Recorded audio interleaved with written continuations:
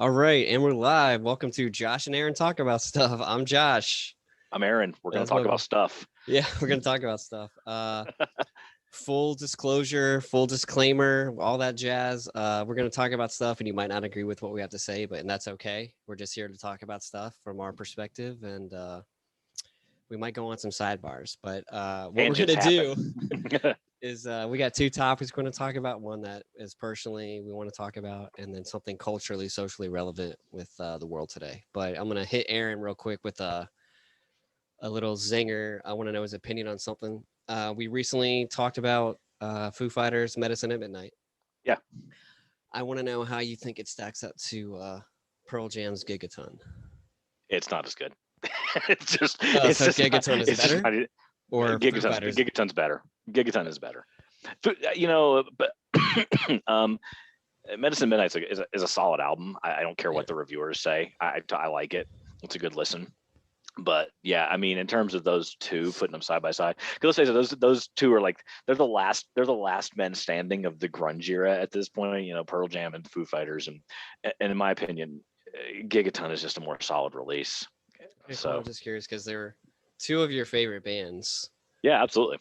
And all right, cool. All right, so the first topic we're going to talk about is related to my shirt here, Zack Snyder's Justice League.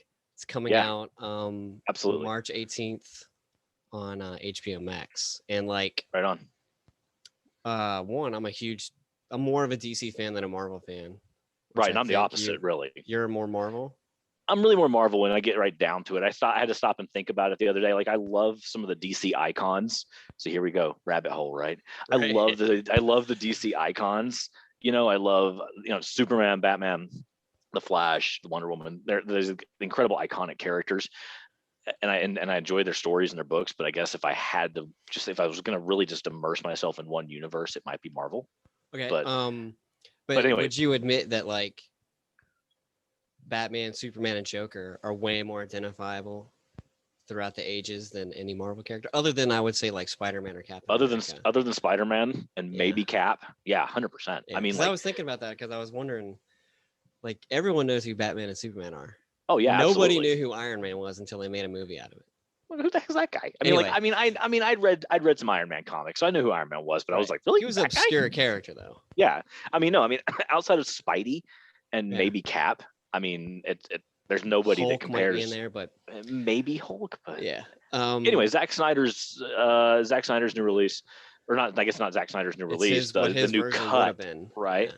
So what's your take on this? I mean, like, what's your take on your feeling on this? Because I know you are a DC guy. Yeah, well, I loved Man of Steel, and I liked Dawn of Justice, and then even more so when you watch the Ultimate Edition with like the extra 30 minutes.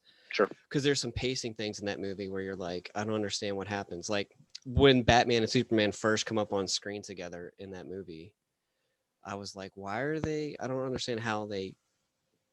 There's no reason they should be there. But then if you throw in the extra 30 minutes, there's like, oh, that's why. Exposition. Yeah. And obviously I know everyone, Dawn of Justice, there was a lot in that movie. And so I guess this one, when he was making it, I guess his daughter died. Yeah, a lot of stuff happened. And so he stepped back. And of course the company's like, we got to continue on. And so they brought in Joss Whedon, right? Who's Marvel fame. But he totally redid the movie, right? And I remember watching Justice League, and it was okay. Like, I liked it, but I don't remember much of it. That's how little of an impression it left on me, right? Same. Like, it wasn't a bad flick. That much I remember. Like, I didn't walk out going, man, why'd they make that movie? It was a fine enough flick, but like you said, it left no impression on me whatsoever. And so it's cool that I guess they're letting Zack. I know fans have been crying for Snyder to release his cut for years now, and I guess it's been like 4-hour long cut, and then completely like unrelated to like the fact that we were going to talk today. I'm scrolling through social media, and there was an article I saw, and it said that they had done like 2,600 visual effects shots to fill in the gaps for this film to create so Snyder could create what he wanted. the film to be, because it's, you know, in the end the film wasn't the film he wanted it to be. Right. Yeah, so it's like, it's cool that they were originally, it's going to be like 4 1-hour episodes, and then they were like, nah, we'll do it. So now it's just going to be this huge 4-hour long movie. And at least you're watching it at home, you can pause it. Oh yeah, and they're bringing in, like, Joker's going to be in it. I read that. Yeah. What do you think? Okay, so what do you think of Leto's Joker? Well, I remember. I mean, like, I didn't like it in Suicide Squad, but it, you know, I'm looking forward to seeing if this take on it is better for me. So I was trying to reminisce or just remember Suicide Squad, which Joker wasn't in it that much, because I guess they cut a lot of his scenes. Yeah.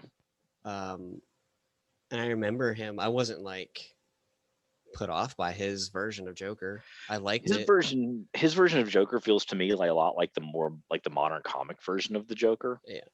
A little bit. You know, it's hard, you know, when you know, when somebody like Ledger does the role. Well, you know, we have both agreed that's the single greatest performance of cinema of all time. Right. That is a film performance that is second to none. And then, you know, so it's really hard to follow up something like that. And I understand why they went entirely different with it. And I look forward to seeing what they do in terms of bringing him into this and seeing if it works. He's in a clip. They show him in the trailer at the end of the trailer. They got rid of all the tattoos and stuff. Well, too, I guess it's part of the nightmare scene. That nightmare scene. But I know that, like, it's not a secret. Like, if you go to, like, the Wikipedia page, why the Joker's in the movie, it has to do with one of the mother boxes that they're trying to get. It's like that face you made. Yeah, no, I don't know. It's part of the Dark Side lore and Steppenwolf and all that. Anyway, that's why the Joker's in there. Gotcha. He steals it, I guess, and they gotta get it. But I like Zack Snyder's style. 300, Watchmen, which is like so underrated as a movie. Horribly underrated movie. God, it's an underrated movie. And it's a long movie too, but it was really cool. Snyder has a unique filmmaking vision, and I think I don't know how to describe dark. It's just like dark. It is. No, Snyder has a unique take on filmmaking, and it's like when we talked about Billy Corrigan before. It's polarizing, you know, like it's like people love it or they don't. Some people just do not like how Snyder does films. I think they're great. I like them. They're super stylized. They're super dark, and I dig it. But it brings up another question for me that I was thinking about, and that's the fact that, you know, Joss Whedon comes in and he takes over the film and he creates this film that that fans were not thrilled with, and it wasn't exactly Snyder's vision. Right. And now HBO or Warner Brothers, or however the whole thing falls out, is letting Snyder do his film now the way he wants. And it's an interesting question about, like, the rights of creators and you know, who owns things. Mm-hmm. And, you know, obviously the company owns this thing and Snyder doesn't. Right. And, you know, but he's a creator and he wants to put his own personal stamp on the filmmaking. And it's like, we've got all these characters now, and these characters that, you know, we've talked about, you know, Spider-Man and the Marvel universe with all of their characters, and the DC and all their characters, and they're technically owned by these big conglomerates, right? You know, like Warner Brothers owns DC, and, you know, Disney, that which must assimilate all media, owns Marvel. You know, we are Disney, we will own everything. Right. And so, you know, it's like, individual creators are trying to put their stamp on these things, and it's got to be really, really hard. Like, my personal favorite thing in the entire Marvel universe is actually the Daredevil series that Netflix did.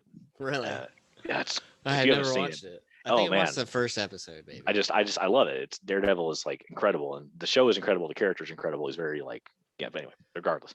But of course, so Netflix does three seasons, incredibly well received, and then Netflix and Disney do this, and the Disney goes and it's over, you know. And it's like, it's kind of that same idea that that you're talking about with Snyder. You know, it's like he doesn't get to make his film, and then I think it's great that he's getting to make his film now. You know, the film that he wants to make. I think it's cool. They're bringing in Deathstroke. Yeah, that's cool. Martian Manhunter. That's cool. and then some. I mean, the movie's gonna be huge. No, DC. I mean, the fact is, like you were talking when we were first starting up today, talking about like Marvel versus DC in terms of the characters. I mean, just in general, Marvel has like this great universe, and I love it. I was telling Daredevil and Spidey and all this character, the X-Men, yeah, Wolverine. But like DC's characters are like you said, Martian Manhunter and Green Lantern and Flash and Wonder Woman and Batman and Superman, and then you get the villains with like Joker and Lex Luthor. It's definitely the more like the iconic universe. I hate that word. I hate using that word, but it is nonetheless the only word. It's the only word that fits there. I mean, it's the iconic universe. So, what I wish that DC would have done, which they're not going to do, is use the Marvel template where you start with a movie and then branch out this huge story with a conclusion from Iron Man to Endgame. They did, which I think Man of Steel would have done that, but they wanted to go in a different direction. Yeah, I mean, I don't know how Marvel. I'm sure it wasn't their plan from the beginning. It can't have been. I mean, maybe it was. I don't know, but I mean, if it was their plan from the beginning, what a brilliant plan. And if it wasn't, it was almost more brilliant because they managed to like somehow put it like, hey, what if we start kind of connecting all these little pieces until they all touch? Right. I think I read through a conversation with a buddy of mine that they picked Iron Man because all the other big ones were sold to other companies at that moment. And so they were like, well, man, we got to dig deep. Who are we going to pick? So they Iron Man. Like, right. Oh, that's what we got. That's what we got. Oh, well. Justice League versus Avengers would be an amazing movie. And in my opinion, Justice League would win. Superman and Batman kill everybody. I don't see. You know what? It would be an incredible movie, but honestly, it'd be really short because you're right. I don't see how the Avengers can stay. I mean, they got Thor. They got Thor, and they got the Hulk. I mean, come on now. Which in comic lore, Superman has a hard time fending off magic. So there's a few characters in the Marvel world, Doctor Strange, that would give him some trouble. But I just think the way that the worlds have been built up, Batman and Superman. I mean, and Wonder Woman is unstoppable. And Flash. Yeah, right. I mean, it's just, and like the villains in Marvel would, I think, or excuse me, DC would crush. Like Darkseid would crush Thanos. Yeah, and Batman's like, I've had a year to prepare for this. I can take care of everything. Right. But I'm looking just get them all into the center. I'm gonna push a button. But I'm looking forward to the movie. So I'm rewatching Man of Steel, and then I'm gonna rewatch Dawn of Justice to like nice remember, because they are long movies. And I'll throw one at you, and I'm gonna throw a quick question at you then. Yeah. And I think we mentioned this when it first dropped. But what did you think of the trailer for the Batman? I liked it. I like what it looks like they might be doing with it. I think it has a cool look. I can't remember the guy's name. He's going to play the Riddler. No, the guy that's going to play the Riddler. Paul Dano. I think is the guy who's playing the Riddler. When the speaking things that they have in the trailer, it's like, holy moly, it's scary. Yeah. But I think the trailer looked really cool, and I know that it's kind of like a year one version of Batman where he's kind of getting it looks going. Like it. And the Riddler might not even be the main guy. Yeah, I think it has a cool vibe. I'm looking forward to it. Yeah, I just hate the fact that it's not going to come out now until 2022. Is that what they're saying now? Well, yeah, because of COVID delays. But like, if all the stuff is filmed and finished and whatever, and they're just holding off on it, like it's going to be complete long before. I don't know. Absolutely. I don't know how it works, but I hate delaying. And again, money. It's all about money, man. It's all about money, which is actually. Something we're gonna lead in. A good lead in.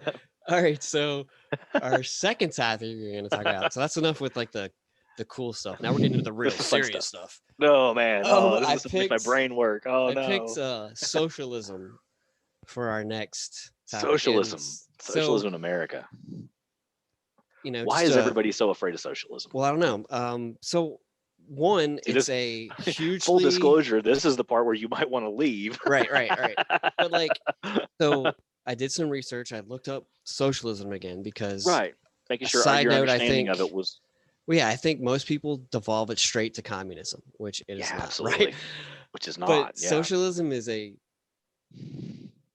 very complex topic that involves economics and politics and social things. They're in. Right. And like, even us talking about it, I might even not know what I'm talking about. But like the big I'm thing sure with socialism is like the means of production, right? Right. Okay. Who gets the benefit of selling the product, Right. but then like who's going to use the product, all the bits and pieces of like the iPhone, like who's going to decide the components, where you're going to buy them from, who's going to reap the economic benefits of selling the thing, I think is a core of socialism.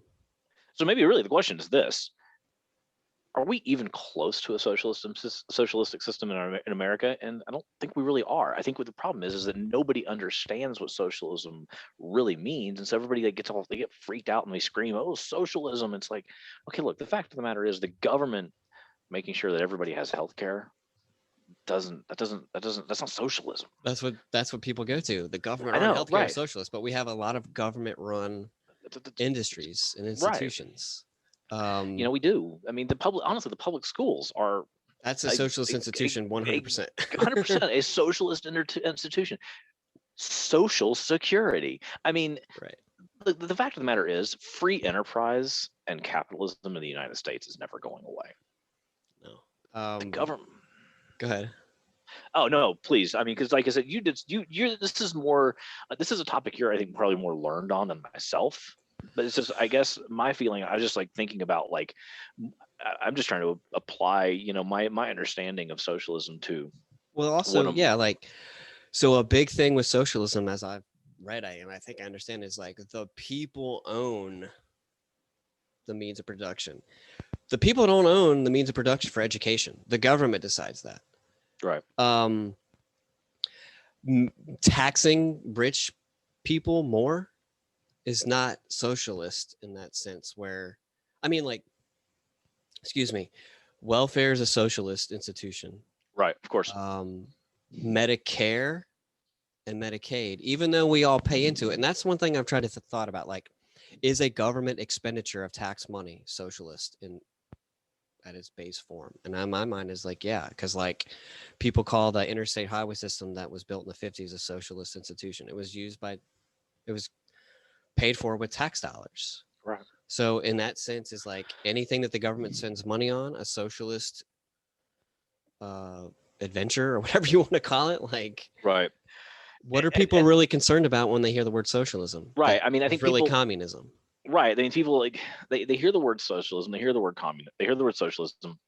They think about the democratic socialists, people like Bernie Sanders and whatnot, and then the knee-jerk reaction is, oh, the government's going to control our lives. The government's going to put their hands into everything, and they do already. But they already do, and you don't complain about it. You don't complain when you get your Social Security check, or when your mom gets her Social Security check. That's socialism. Several years ago, the guy with the sign that said, "Get your government hands off my Social Security."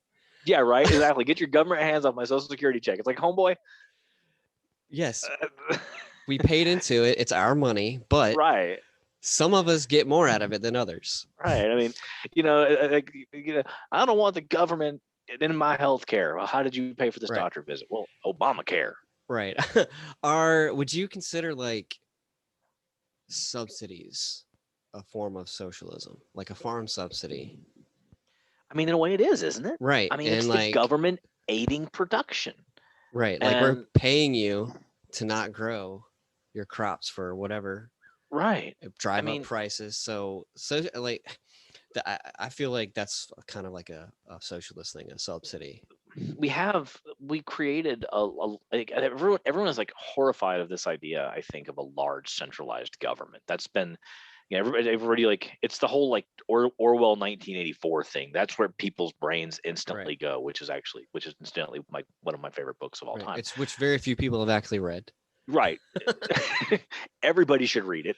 But if you haven't read 1984 by George Orwell, you should read it. It's really powerful and really relevant. And I know that's what people, they hear communism, they hear socialism, that's where people's brains go, right? I mean, it's just instant. And like death panels, and I've seen a meme recently about people were like, well, if we have national health care, we're going to have to wait in line. Is that any different than what we have to do now? Dude, last time I went to the doctor's office, I sat for like half an hour. Or yeah, my dad, when he moved, my mom and dad moved to North Carolina. I don't know, it's 2017, I guess. He had to get an appointment for a procedure. It's like March, right? And they're like, well, the first available appointment's in October. Yeah, right, exactly. What? Anyway, so it's like there's. Hey, guess what? Lines happen. Right. Yeah. So I just go ahead. Like my cousin, my cousin lives in Britain right now, and he's been living over there for a bit now, and he's like, "Yep, had to go to get a prescription at our socialized medicine. Had to wait in line for 2 minutes. Had to pay nothing." Right now, on that note, though, it was horrible. Right. All we hear in America is, well, they pay way more taxes in Europe, but like, how much more? Like how much more? I mean, did you ever see the Michael Moore documentary, Capitalism: A Love Story? I did not. But there's also one about socialism. I can't remember if I'm confusing the two, but like if you look at a chart of the taxes we pay versus what they pay in Europe, it's not much more, and they get way more out of it. Right, and like I know the last time I went to the doctor, I was like, I have a pretty decent copay, and it's still $30. Yep. But like, I would rather. This is probably naive, because in my mind, this is going way back to the 1870s. Where business wasn't regulated. The business, at any chance it will get, is going to try to make the most out of not hurting us, but they're going to cut every corner possible, right? Absolutely. So when I don't trust an insurance company to do what's right for me, I might trust the government a little more. That could be a naivete, but like no, the I don't think it is. Company's not going. Like you have to. No, but the insurance company sure as heck isn't going to bat for you guys. If you think that the insurance companies are going to bat for you, you're a fool. They only function with our own money. Like we pay them. But see, here's the thing too with socialism. So I'm part. I'm a teacher. You're a teacher. Are you part of your state health plan? Yeah. Like so am I, right? And we all. Well, no, actually, I guess it's not technically. Well, regardless, it's part of a group plan, though. Yeah. We're part of our state health plan. Teachers are. We all put into the pot. Some people use more of that pot than others. Yeah. Because they have health issues. Some people, other than a rare doctor's appointment or prescription, use very little, right?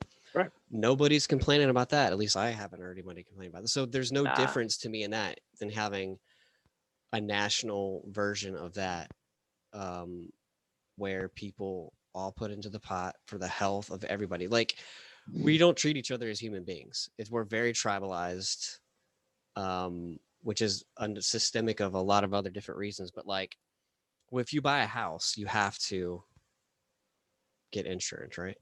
Yeah, have to. If you buy a car, you have to. Right. So when Obamacare or the Affordable Care Act came around and you had to get health insurance. Well, why? Yeah, my freedom. And like, I don't know, no health insurance. Yeah, it's so weird, this knee-jerk reaction to my freedom. You know what I mean? Right. Because it's very pick or choose, I think is what you're saying. And you're very right. Like nobody cares. You have to wear a seatbelt. And you can in most states, and you have to drive this speed. If you do not drive this speed, you can receive a ticket for driving said speed. Yes, yeah. You must carry insurance on your vehicle. You must carry insurance on your home. Right, you have to. Otherwise, you can't have it, or you get a fine. These are just things that we do. Would you? Go ahead, I'm sorry. No, that's it. I was kind of just like on a rambling tangent there. Would you consider fire department and police department like a socialist institution? Or aren't they? More... No, they're not. They're not private. Read articles about privatized. That like a government institution provided for safety, but that seems like a socialist kind of thing. And see, like socialism, the military is socialist thing. The government doesn't, like when we sent all those National Guard members to Washington to watch over the election.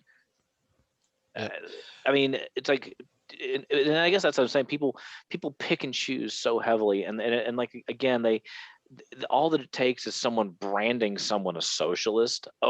You don't want to vote for them.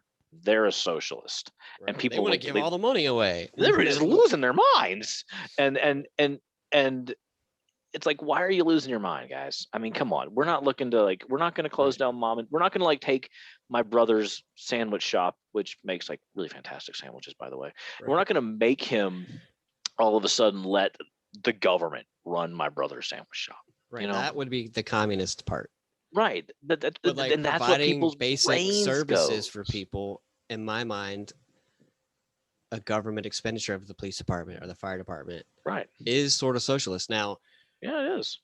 I'm sure someone's gonna tell me otherwise, how I'm stupid, I'm sure. But whatever. But like, if the fire department was privatized, you'd have to pay for it, and if you didn't pay, then your house is on fire, and you lose your house, because that literally happened in like the Gilded Age of America, where firefighter departments would fight over who had and why the house burned down, you know what I mean? So it's like, and as far as I know, like, fire department is managed by the city, right? I mean, it's the, like, where I live, it's the Bend Fire Department. It's, it's not, you know, it's not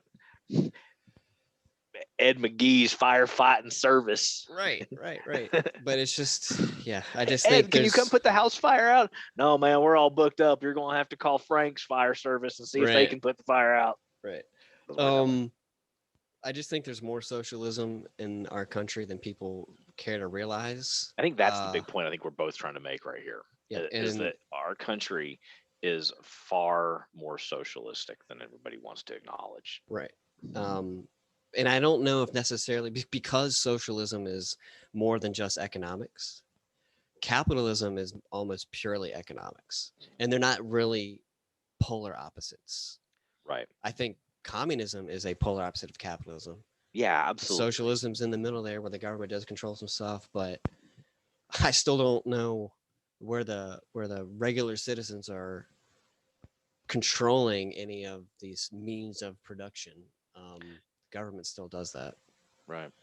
But anyway, crazy topic. I'm sure we're both ignorant of most I'm sure we're both completely off base on it. No, you know what? I don't think we are. That's the thing. I don't think we are. The fact of the matter is, it is a complex topic. I mean, there's no doubt. Really, the reason I brought it up was because, with our just past election, it was a vote for Joe Biden is a vote for socialism.